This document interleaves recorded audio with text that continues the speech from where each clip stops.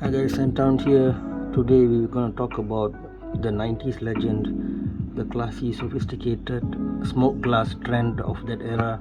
Okay, so these three perfumes, two of them, Morillas is there.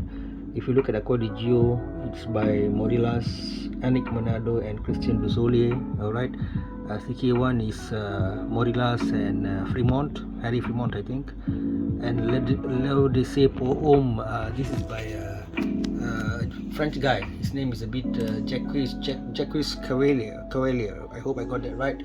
So these are the people behind these three what do you call it, trendsetters of the 90s, right? This trilogy, this literally you were covered the whole perfume wearing population, maybe about 80 something percent, right, of especially the male population, right, would have been wearing this in that era. Okay, so I got nothing much to comment on the bottles. As you can see, all of them have a smoked glass look, semi-transparent look, with simple writings and caps. You can see the caps are all gray, right? Various gradation of gray and okay, you can see that grayness. Okay, so yeah, that's the whole theme is very similar with very minor variations. So we got the bottles out of the way, nothing much to say. It's just a pleasant, snazzy, cool looking bottle which you can put anywhere, and nobody would find it peculiar looking or what. So you'll be asking, what do you mean Scenthound by peculiar looking? Well, take example Paco Rabanne, the robot, this robot thing, or Moschino, the teddy bear, the black and white teddy bear. Those are like weird looking things, right? So if you tell your friend, oh, take my perfume there on the table and spray, then he'll be like looking around, there's a teddy bear there, I don't see any perfume, there's a robot toy there, for example, things like that, right? So none of that nonsense. It's just very classy perfume bottles, right? Okay, so we got the bottles out of the way. Now coming to the price, okay, nowadays you can get these for very very average designer price. I already mentioned this in my respective individual reviews of these three perfumes, but just to give an example, CK1 you can get about $50 for 50 ml bottle. Okay, so what is 50 ml? Is that about, 1 ounce is about 30 ml, right? So you do the math, right? So basically these are all average price, right? I would say the average price designer perfumes. They're not cheapo clones or supermarket throwaway brands. At the same time, they are not the high-end Dior or Chanel level designers. They are just in the reasonably priced category.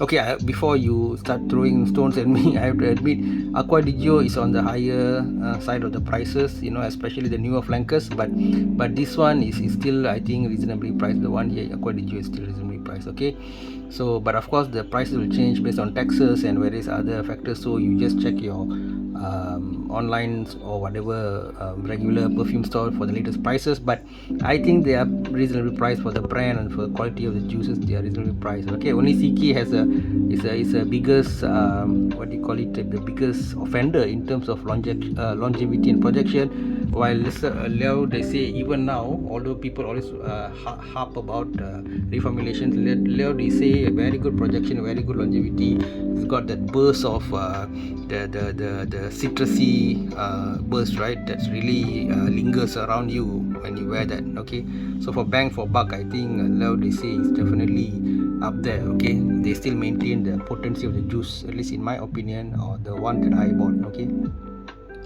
so you want to look at notes. Are most of them are all about citrus and flowers, because they want to keep the spirit and base of maybe oak moss or some musk and cedar as usual.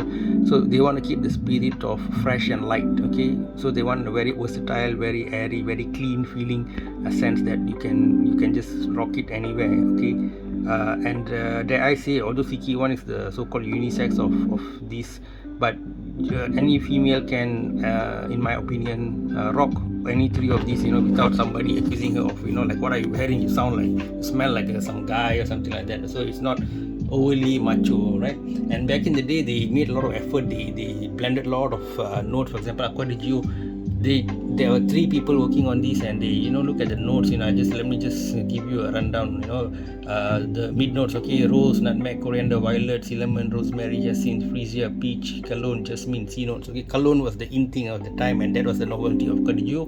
And then on the top note, you got neroli, orange, mandarin orange, jasmine, bergamot, lemon, lime. I mean, for the citrus effect itself, they made the effort to take up to 4 to 5 blends of citrus fruits. Okay, so that shows the effort, and it all comes out in harmony. Okay, it's probably easy for you to have 3 or 4 notes and then make them sort of blend in harmony, but this one literally got so many. There's at least slightly more than a dozen, maybe, notes inside Acqua di Gio right there, and so it very much justifies it being almost the biggest selling male perfume of all time, if I'm not mistaken. This is what I hear, right? So it's not wrong, because it's definitely worthy of the title. Okay, for all the effort they put 3 people there, they blended so many notes, and they came up with a good bottle and whatnot.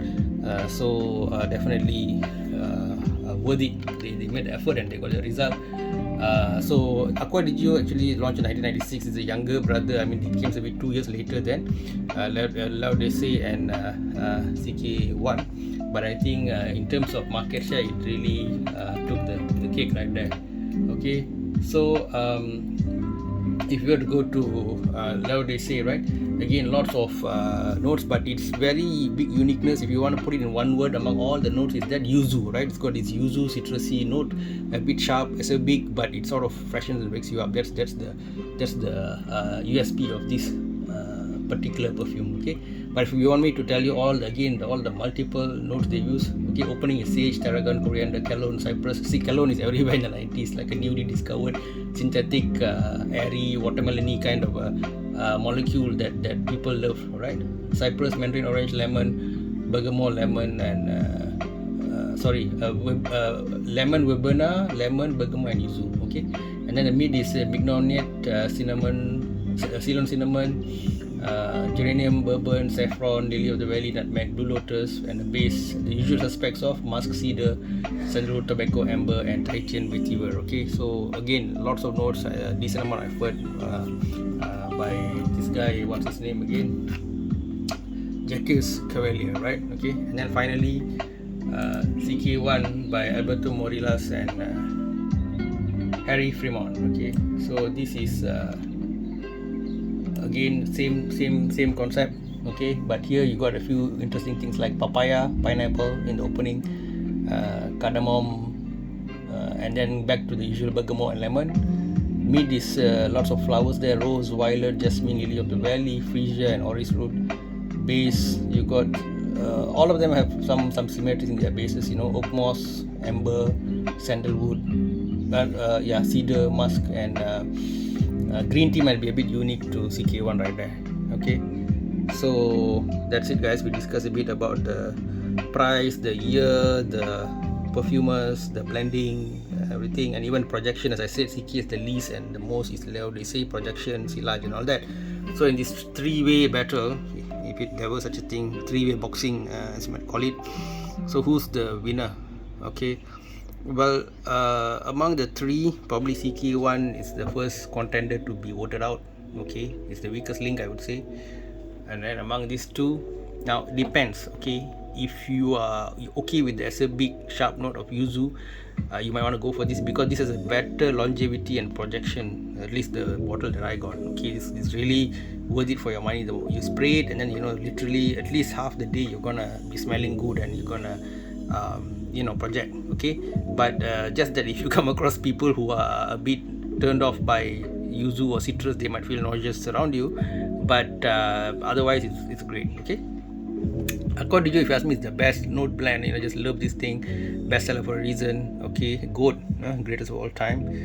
But the flaw is the longevity and projection. Really, they really need to work on that. I think if they can come up with some formulation that improves it, even now there's a chance for a second coming of Acqua di Gio. They don't need to do all those funny profumo, profundo, customer confusing, similar sounding mess that they're doing now. Okay, so guys, that's it, my discussion of the 390s smoky bottle legends of that era. What was the cultural what do you call it, gestalt of those days? Simpsons, X-Files, Beverly Hills 90210, all those good stuff, right? So it was a different era. Yeah, time before pandemic, time before September 11 and whatnot. So that was, I think, the world was sort of in a joyous journey. It was a fun time. So these perfumes perfectly reflect the carefree and positive nature of the times. Okay, so let's hope they enjoy a second wave of resurgence in the future, as we are moving away from the pandemic, wars and whatnot, and into the supposed roaring 20s, but only time can tell. Okay guys, give your comments, take care, thank you from Scenthound, bye bye.